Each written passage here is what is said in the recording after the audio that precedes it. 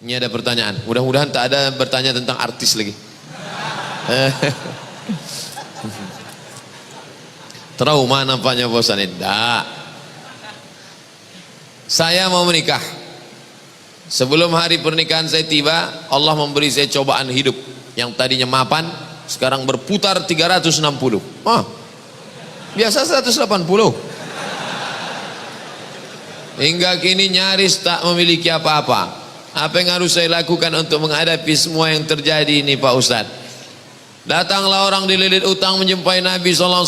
Ya Rasulullah, aku sudah putus asa. Kata Nabi, kau baca ini, Allahumma inni a'udzubika minal hammi wal hazan wal ajzi wal kasal wal jubni wal bukhul wa dhala'in dain wa ghalabatir rijal.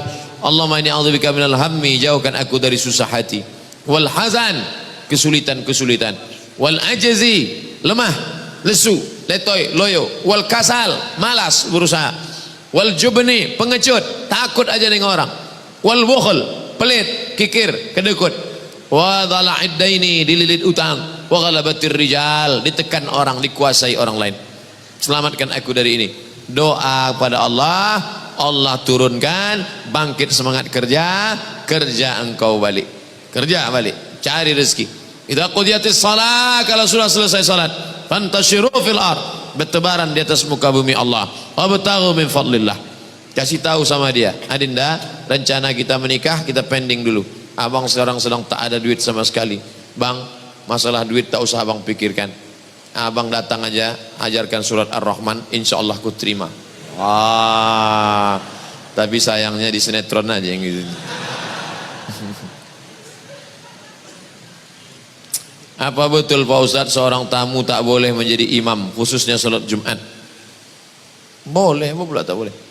Yang tak boleh itu dalam mazhab Syafi'i. Ini mazhab Syafi'i yang ketat salat Jumat ni. Mazhab Syafi'i ketat salat Jumat. Kalau tidak cukup 40 orang muqim, wah itu dia. Ada di situ cuma 39 orang. Nah, itu tak sah salat Jumat menurut mazhab Syafi'i. Harus muqim pula.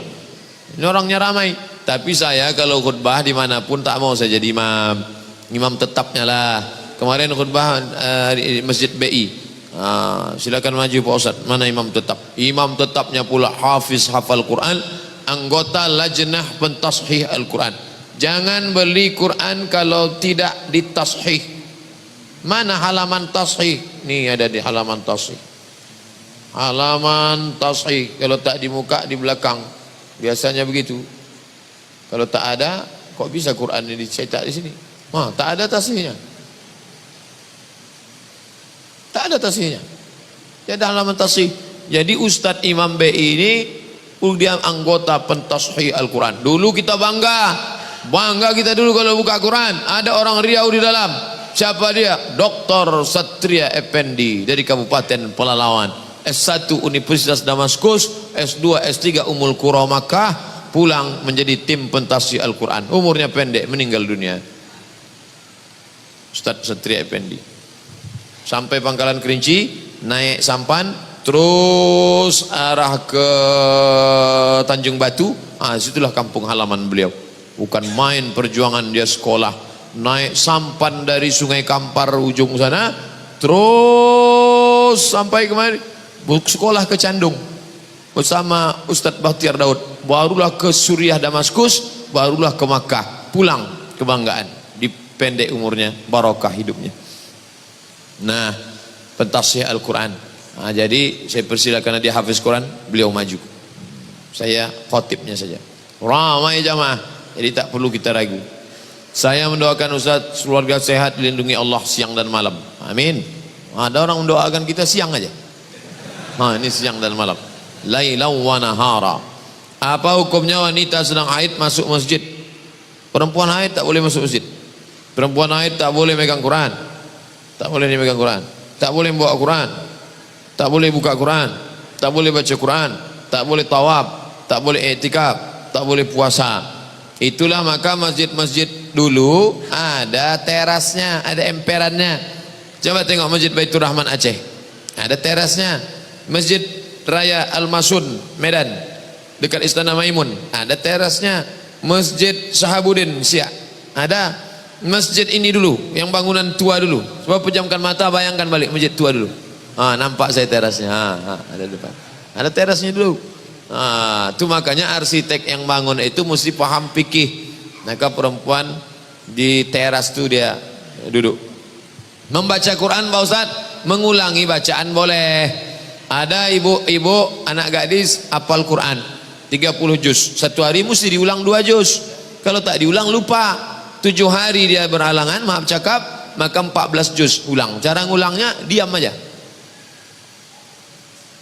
Kalau ada istri bapak diam aja, itu ngulang bacaan Quran.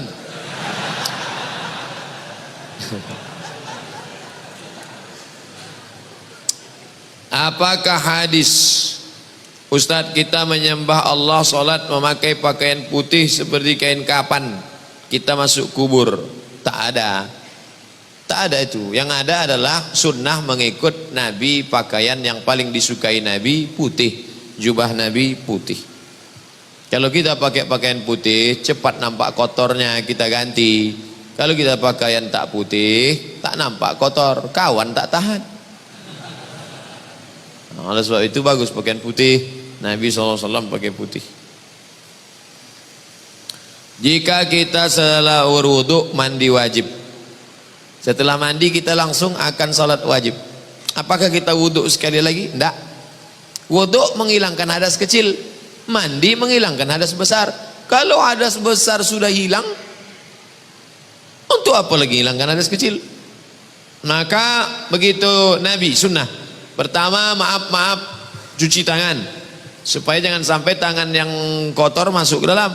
Setelah itu membasuh kemaluan. Setelah itu berwudhu macam wudhu solat. Setelah itu baru mandi. Setelah mandi sah solat. Tapi rupanya dia ragu. Saya ragu Pak Ustadz. Kebetulan mandinya di kolam renang, di setelnya pula terkentut dalam kolam. Suka dia menengok air berbuih-buih naik ke atas. Ragu saya Pak Ustadz.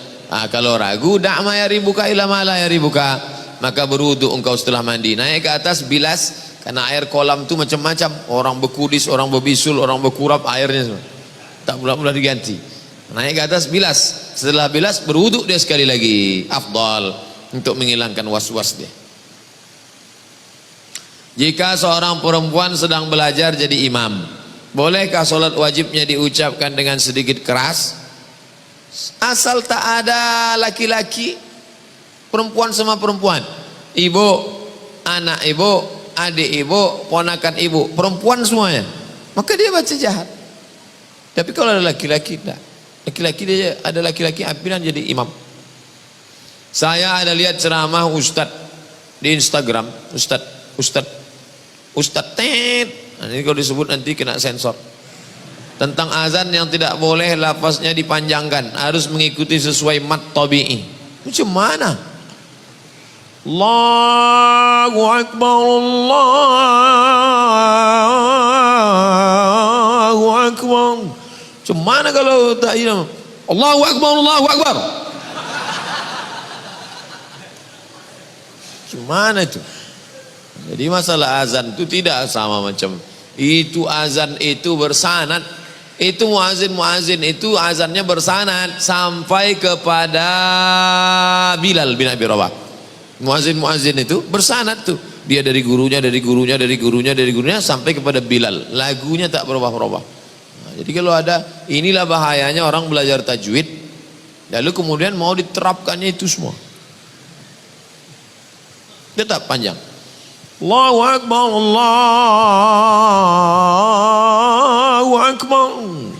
Saya juara azan dulu antar SD. Saya akhwat yang bekerja sebagai pegawai. Saya hobi suka dengan pekerjaan saya. Namun jika waktunya tiba dan saya menikah, saya harus long distance marriage dengan suami karena saya bekerja. Ini bagaimana ya Pak Ustadz? Sebelum menikah kamu duduk dulu. Jangan nanti kata si suami, aku nikah sama engkau kan setelah engkau 23 tahun. Dulu kau disekolahkan bapakmu, SMP, SMA, kuliah, duitnya sudah banyak. Nanti kalau kusuruh kau berhenti kerja, bapakmu marah. Tapi sementara anak-anak ini usia emas, golden age. 2 tahun pertama susukan, peluk cium, sayang-sayang. 2 tahun kedua lari-lari, lompat-lompat, main-main. 2 tahun ketiga baca surat pendek, baca ayat pendek, baca doa-doa. Tahun ke-7 matanglah dia sudah. Jadi kalau selama 7 tahun ini op dulu, nanti habis itu baru. Mau tak kau tetap kerja, tapi nanti akhirnya kau sambut dia pulang, anak dia lari rupanya ke pelukan pembantu. Wah, jangan sampai dia demam, yang dipanggilnya demam bukan mama, mbok gitu. Mau tak? Sudah putus hubungan gara-gara 6 tahun. Nah, itu dari awal harus sudah ada MOU, Memorandum of Understanding between me and you. Jangan tak jelas. Pacaran 2 tahun tak tentu arah. Yang dibicarakan, duduk, gimana kabar status Instagram hari ini ya? Tak jelas. Pendek, singkat tapi jelas. Jangan tak tentu arah. Tak ada pacaran-pacaran tuh. Ketika bercampur baur wanita dan pria, namun tak ada niat, tak ada nafsu, hanya sebatas teman. Bagaimana hubungan pertemanan seperti ini Ustaz? Tak adanya. Mana pula tak bernafsu? Mana ada orang tak bernafsu? Anak-anak muda tak bernafsu. Kami yang tua-tuanya aja bernafsu. Apalagi kalian muda. Tak ada tuh. Kami berteman aja Pak Ustaz. Tak ada. TTN itu. Teman tapi nafsu. La tattabi'u khutuwatis syaitan. Jangan kau ikuti langkah-langkah setan. Jangan ikut-ikut langkah setan. Jangan ikut-ikut langkah setan. Setan tak pernah mengajak berzina. Ayo berzina, ayo berzina. Nggak. Langkah-langkah setan. Nazratun, pandangan. Fabtisamun, senyum. Fasalamun, salam. Fakalamun, ngomong. Famau'idun, janjian. Faliqaun, pertemuan. Makan siang besok? Ya. Habis makan, no free lunch. Tak ada makan siang yang gratis. Terjadilah apa yang terjadi. Apa ada zakat untuk hasil sewa rumah kontrakan? Ya, zakat sewa kontrakan rumah sudah ada sejak zaman Imam Ahmad bin Hanbal, Imam Hanbali. Buka fikih zakat Yusuf Qardawi. Ibu bapak harus punya setiap rumah masing-masing fikih zakat. 2 jilid disertasi Syekh Yusuf Qardawi. Zakat kontrakan. Berapa kontrakan ibu yang di dekat UIR sana? Ada 100 pintu Pak Ustaz. Oh banyak. Pintunya aja. 100 pintu, pakai keramik, pakai AC, kamar mandi dalam. Satu kamarnya berapa? 1 juta. 100 pintu 100 juta. Setiap bulan 100 juta. Berapa zakatnya? 2,5 juta. Keluarkan 2,5 juta. Kalau 1 M Pak Ustaz, 25 juta. Ada jamaah, Ustaz Somad kemarin saya keluarkan 25 juta. 25 juta berarti harta bapak 1 M. Enggak, pendapatan saya cuma 300. Oh bapak salah hitung. Mestinya kalau 300 7,5 juta. 7,5 juta. Kenapa dikeluarkan 25? Saya mau mancing Pak Ustaz. Mudah-mudahan saya keluarkan 25 dapat 1 M tahun depan. Dipancingnya Allah Subhanahu wa taala. Apakah Sayyidatuna Aisyah, apakah Aisyah itu memakai cadar? Apakah istri-istri Nabi itu? Ya. Ya ayyuhan nabi, wahai Nabi, qul li azwajika, katakan kepada istrimu, wa banatika, kepada anak-anak perempuanmu, wa nisa'il mu'minin, kepada perempuan yang beriman, yudnina alaihinna min jalabibihin, hendaklah mereka menurunkan kain panjang mereka. Bagaimana caranya? Ditarik kain panjang, tertutup mata kiri, yang terbuka mata kanan waktu mau keluar rumah. Begitu mereka zaman dulu. Hampir 20 hadis yang menyebutkan mereka menutup muka, yang nampak cuma mata, menutup muka. Gara-gara itulah Syekh Abdul Aziz bin Bas, mufti Saudi Arabia, mengatakan cadar wajib. Nanti kalau ada ustaz berceramah, cadar wajib, gara-gara hadis banyak tentang menutup wajah. Tapi Syekh Albani mengatakan ada hadis-hadis lain yang mengatakan bahwa ada juga zaman itu perempuan yang wajahnya nampak. Nah, maka saya condong kepada yang pendapat kedua, cadar tak wajib. Cadar hanya mustahab, anjuran. Kalaulah cadar itu wajib, berarti lawan daripada wajib haram. Haram ibu-ibu menampakkan wajah. Nah, oleh sebab itu maka yang bercadar silakan bercadar. Mahasiswi-mahasiswi saja yang bercadar silakan bercadar. Yang tak mau bercadar tak usah berkelahi antara bercadar tak bercadar. Kalau berkelahi antara yang bercadar dengan yang tak bercadar, maka yang bertawa yang buka jilbab. Nah, tersinggung lagi, payah.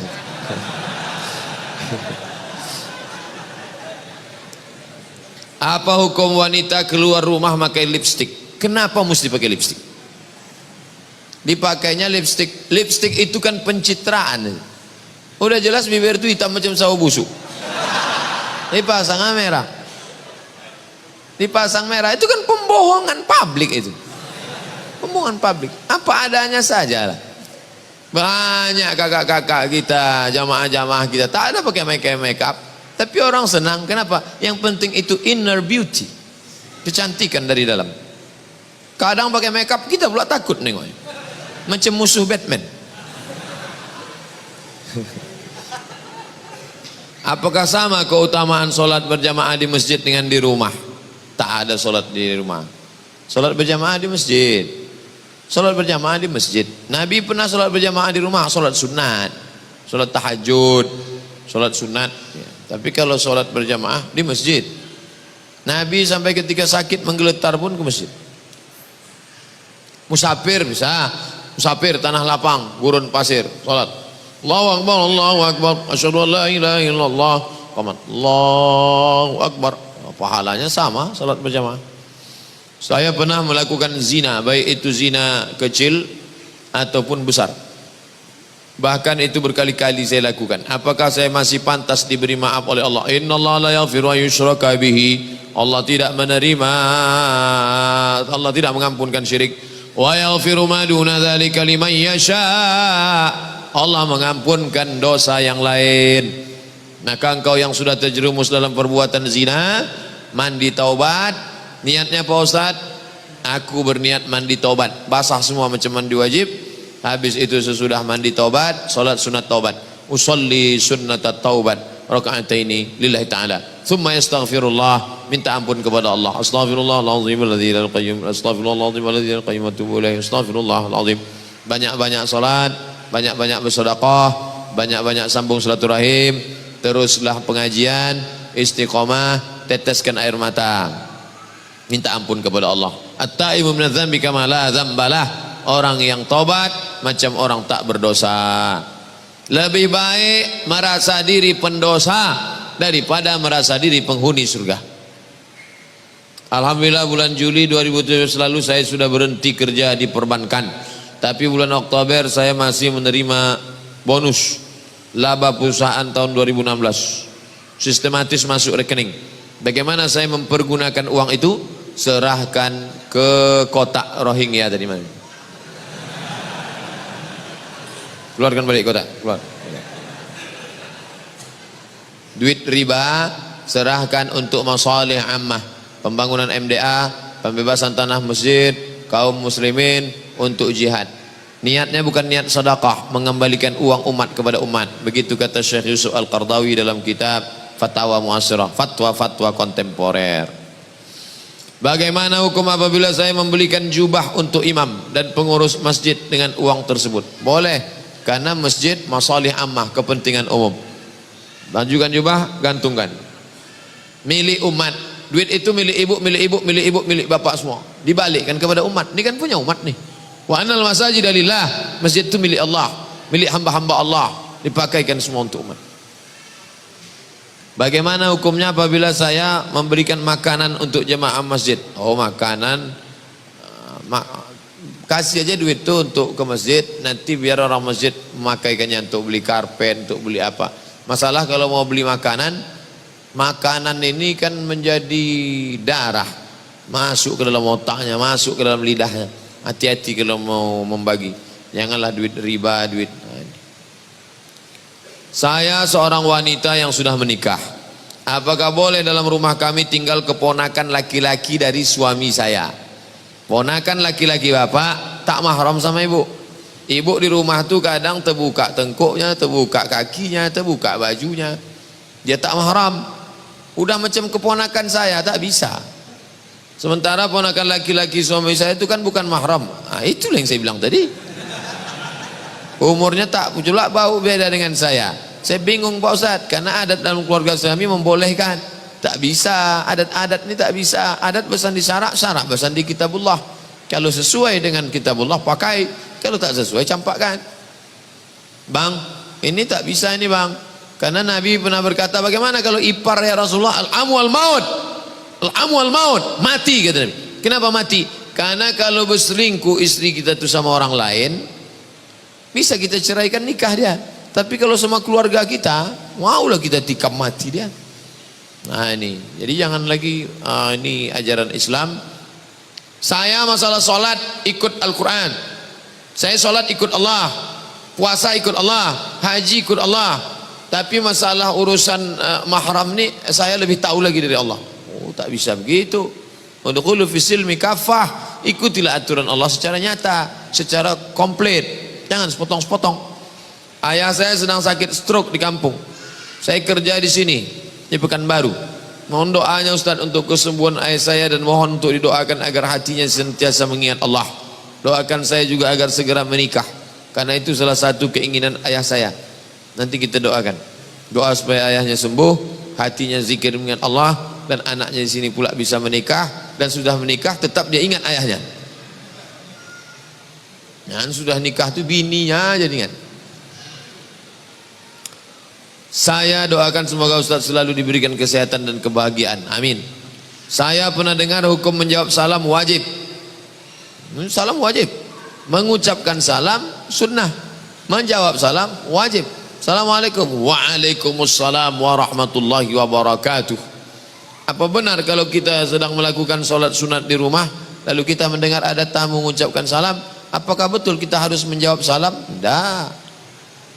Kita sedang sholat sunat, tetap sholat. Pintu terkunci, istri tak ada, sendiri sholat. Datang tamu buka pintu, datang tamu ngetuk-ngetuk, Assalamualaikum, Allahu Akbar, Assalamualaikum, Sami Allahu liman hamidah. Ini tahu.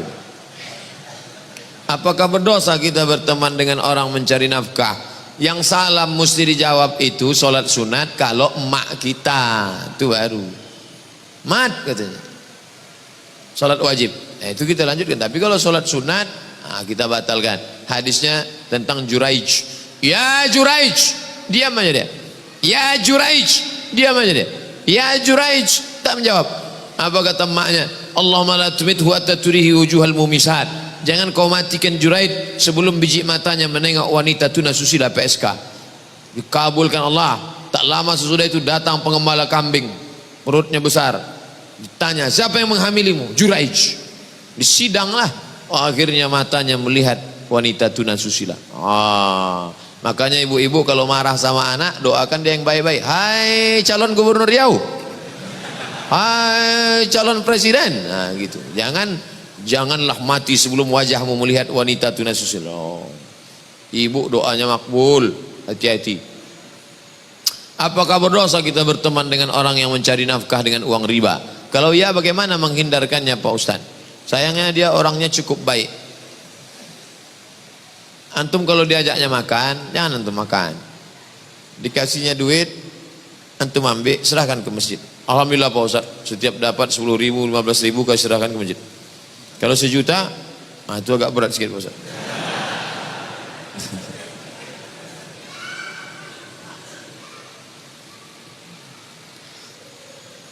Saya ingin bertanya Ustaz, kertas terakhir. Akhir-akhir ini saya insya Allah terus sholat 5 waktu. Semuanya saya laksanakan di masjid. Hanya subuh saja yang tidak Pak Ustaz. Tapi mengapa setiap sholat pikiran saya selalu memikirkan yang tak baik Pak Ustaz?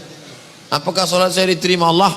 Kalau antum sedang sholat, pikiran antum melayang-melayang, itu artinya antum masih hidup. la'uwiyannahum, akan ku belok-belokkan pikirannya, madaman arwahuhum fi ajsadihim, selama ruh ada dalam jasad. Makanya salat tu antum ucapkan, didengar telinga, membantu antum. Allahu akbar kabira walhamdulillahi katsira wa subhanallahi bukratan wa asira wajhatu wajhiya alladhi fatara as-samawati sami'allahu liman hamidah. Kalau imam, antum dengar bacaan imam, bismillahirrahmanirrahim alhamdulillahi rabbil alamin, antum ikuti. Kalau pas kebetulan sholat sendiri, sholat qobliyah, sholat ba'diyah, nah terus udah agak-agak lari dia ke pinggir, udah mau naik trotoar, baik lagi. Agak jauh dulu, naik lagi ke atas. Jangan naik ke tiang listrik. Makanya takbir itu takbir intikal. Sami Allah liman hamidah. Allahu akbar. Bismillahirrahmanirrahim. Qul huwallahu ahad. Allahus samad. Lam yalid wa lam yulad wa lam yakul lahu kufuwan ahad. Terus minta tolong kepada Allah Subhanahu wa taala. Ustadz, saya baru hijrah. Sekarang saya bergaul dengan teman saya yang banyak diam. Karena itu saya dibilang teman saya gak punya gairah hidup. Padahal saya gitu hanya untuk menjauh, menghindari apa yang Allah tak suka. Apakah yang saya lakukan sudah betul? Antum sudah betul. Antum betul. Jangan cakap-cakap haram, jangan cerita aib orang, jangan membuat yang tidak-tidak. Min husni islamil mar'i tarkuhu ma la ya'nihi. Kalau mau menengok kualitas keislaman seseorang, tengoklah bagaimana dia meninggalkan perbuatan yang tak penting. Menengok kualitas orang bukan sholat malamnya saja, tapi bagaimana dia meninggalkan yang tak penting. Nah, salah kawan kamu mengejek, ini kawan sudah kehilangan gairah hidup, ini sudah mau mati, ini tak usah dengarkan. Anjing menggonggong kapilah berlari. Semoga Ustaz dalam lindungan Allah, amin. Mau nanya, saya seorang guru, apakah kita berdosa ketika azan kita mengajar? Padahal itu perintah Allah. Namun di sisi lain kewajiban kita sebagai guru mendapatkan gaji. Guru penyusun jadwal dengan murid ini harus sama ngajinya.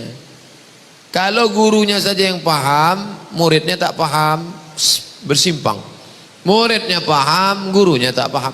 Maka guru murid, saya dari semester dulu dari dulu mengajar, pokoknya waktu zuhur, waktu asar. Pas pula daftar saya mengajar jam 8 masuk, keluar 9.45. Jam 10 masuk, keluar 11.45. Jadi tidak pernah. Tapi semester ini, ini semester ini kacau. Lokal sikit, mahasiswa banyak.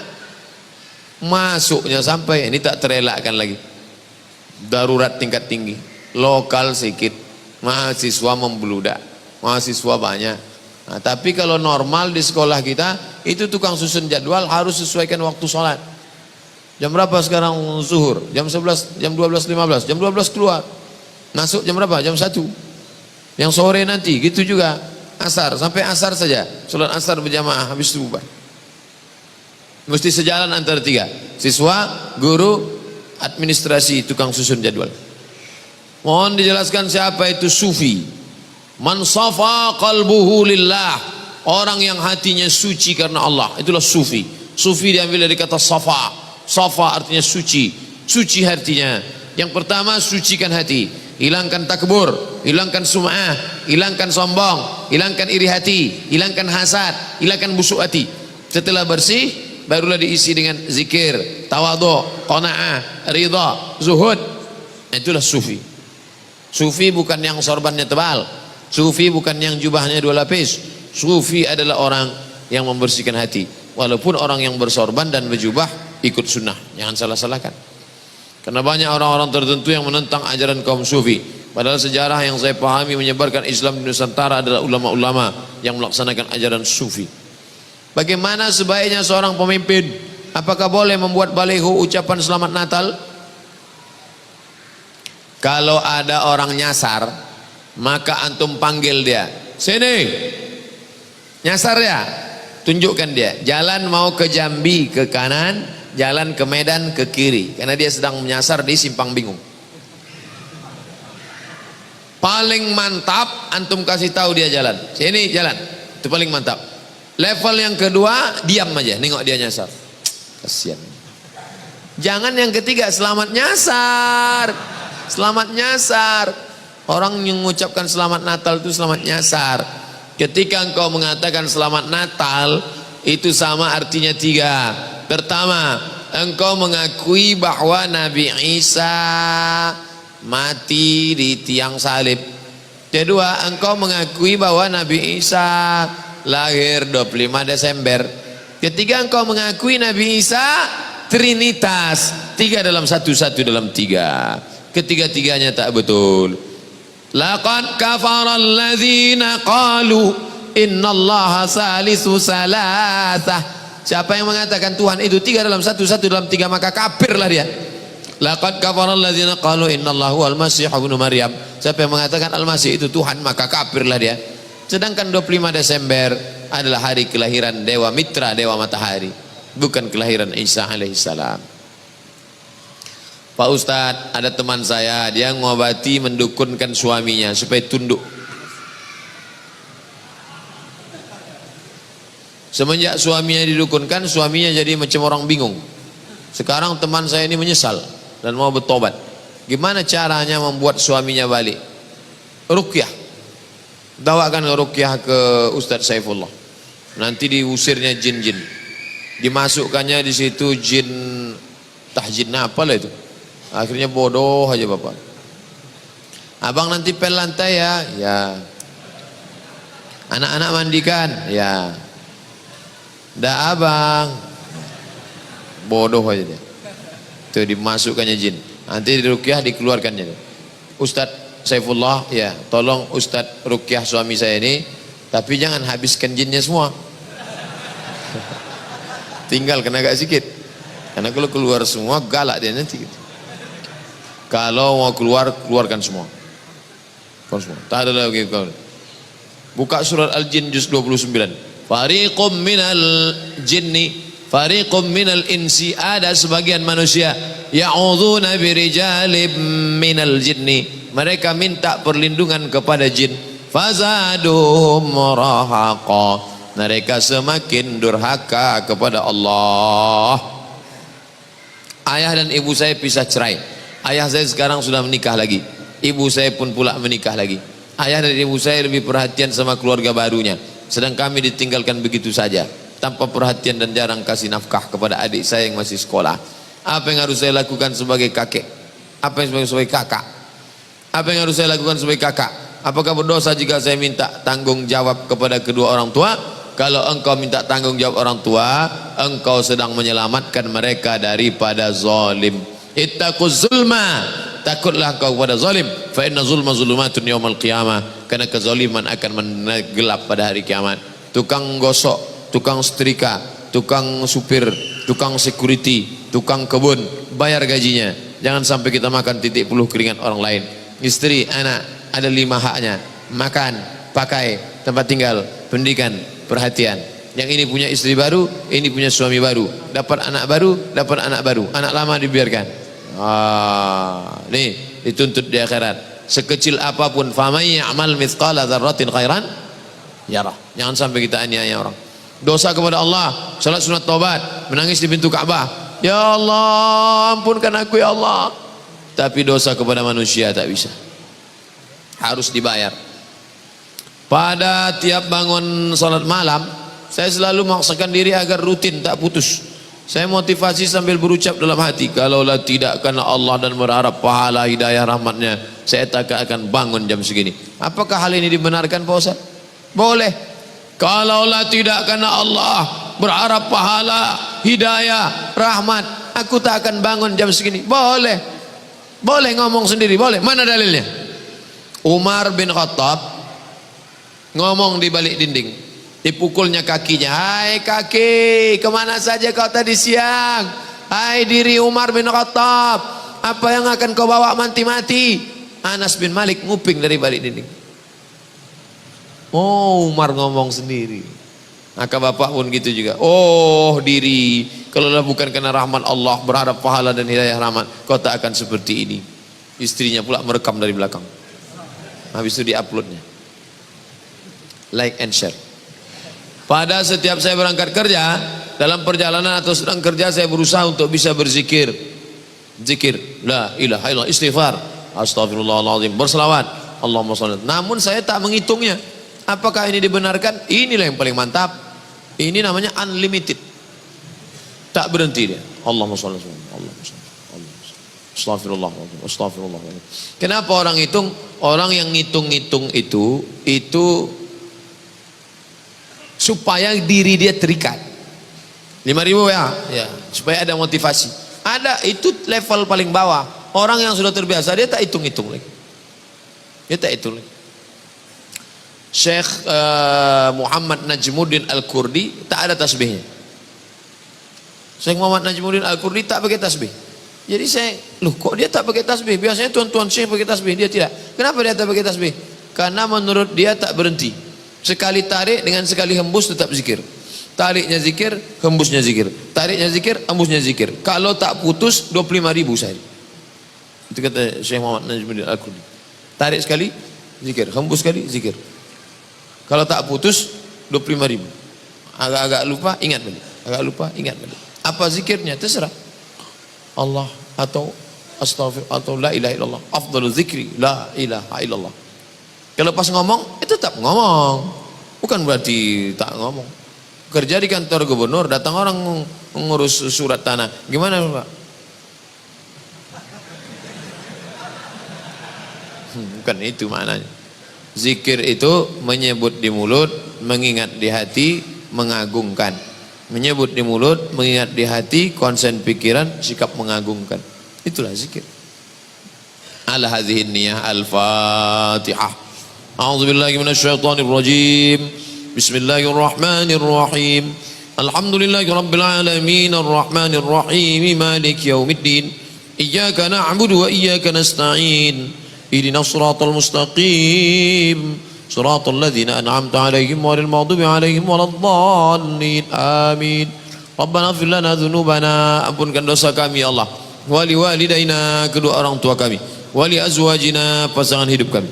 Wa li dzurriyyatina, anak cucu keturunan kami. Wa li ikhwanil ladzina sabaquna bil iman, saudara-saudara kami yang sudah mendahului kami dengan iman.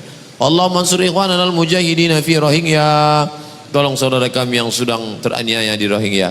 Wa fi Palestin, wa min masyariqil ardi ila magharibiha, la tada' lana dhanban illa ghafartah, segala dosa kami ampunkan ya Allah. Wa la aiban illa satartah, segala aib kami tutupi ya Allah. Wala musafiran illa wasaltah, saudara kami yang musafir sampaikan ke tujuannya ya Allah. Wala maridan illa syafaitah, ayah kami, ibu kami, saudara kami, sahabat kami yang sedang sakit, angkat penyakitnya ya Allah. Buat hatinya senantiasa berzikir sehingga musibah penyakit itu terasa ringan bagi mereka ya Allah. Wala aziban illa zawajtah, adik-adik kami, saudara kami akan menikah, mudahkan urusan pernikahannya, berikan jodoh yang soleh dan solehah ya Allah. Wala raghiban illa anjabtah, yang ingin punya anak, berikan mereka anak keturunan yang baik-baik ya Allah. Allahumma dafa'na al-ghala wal waba wal fahsya wal riba wal zina wal munkar, jauhkan bumi lancang kuning, jauhkan dari malapetaka, bencana, riba, zina, narkoba, perbuatan keji dan munkar. Allahumma hadi qaumana fa innahum la ya'lamun, saudara-saudara kami yang belum dapat hidayah, bukakan pintu hidayah bagi mereka. Mereka berbuat salah karena tak tahu ya Allah. Rabbana atina fid dunya hasanah wa fil akhirati hasanah wa qina adzabannar. Wa sallallahu ala sayyidina Muhammad wa ala alihi wa sahbihi wasallam walhamdulillahi rabbil alamin. Taqabbalallahu minkum minna wa minkum taqabbal ya karim.